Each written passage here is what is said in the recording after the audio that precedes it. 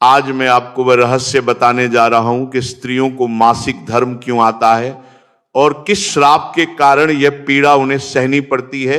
हर स्त्री हर महीने इस अवस्था से गुजरती है, लेकिन इसके पीछे की पौराणिक कथा बहुत कम लोगों को पता है। आज यही कथा सुनिए।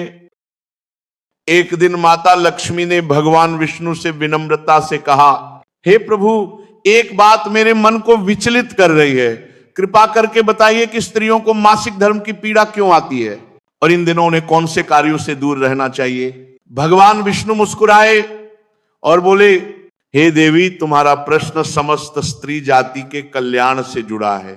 इसका उत्तर मैं तुम्हें एक ब्राह्मण बलराम की कथा से दूंगा। हे भक्तों, सुनिए। पूर्व काल में एक नगर में बलराम नाम का ब्राह्मण रहता था। धर्मात्मा, सत्यप्रिय, वेद शास्त्रों का ज्ञाता। उसकी पत्नी गायत्री पतिव्रता और पवित्र स्वभाव वाली थी। एक दिन दोनों ने मिलकर सत्यनारायण की पूजा रखी। ब्राह्मण आए, जन समूह आया, भोजन बना, दान हुआ, सबने प्रसाद ग्रहण किया। जब सब चला गया तो बलराम ने घर के बाहर एक विचित्र बात सुनी। एक कुत्ता और एक सुअरनी आपस में बात कर रहे थे। बलराम के मन में कौतूहल हुआ और उसने ध्यान से सुना। वे दोनों उसके माता पिता थे जो इस जन्म में पशु योनि में आए थे।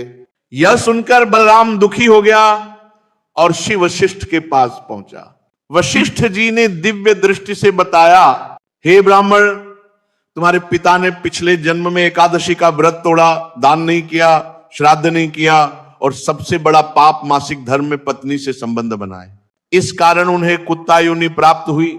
और तुम्हारी माता, उन्होंने मासिक धर्म में रहते हुए भोजन बनाया, पूजा की, तुलसी को जल दिया, भोग लगाया।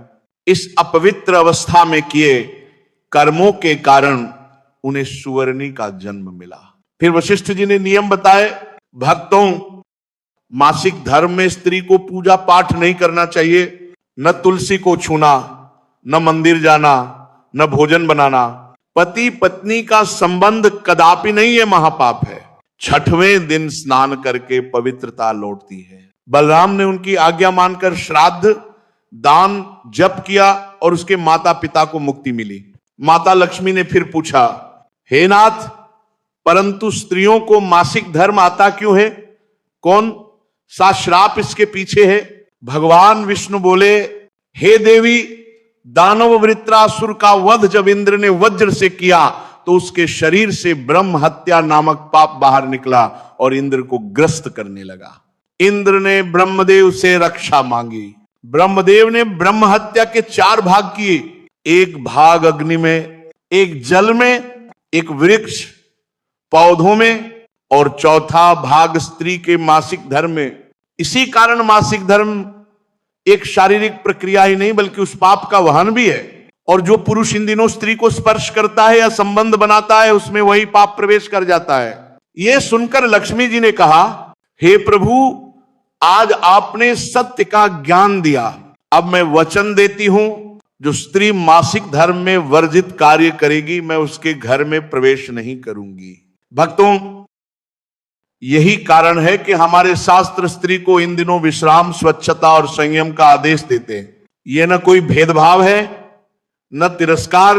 यह प्रकृति और पुराण दोनों का नियम है जो स्त्री के सम्मान और उसकी ऊर्जा की रक्षा के लिए बनाया गया है।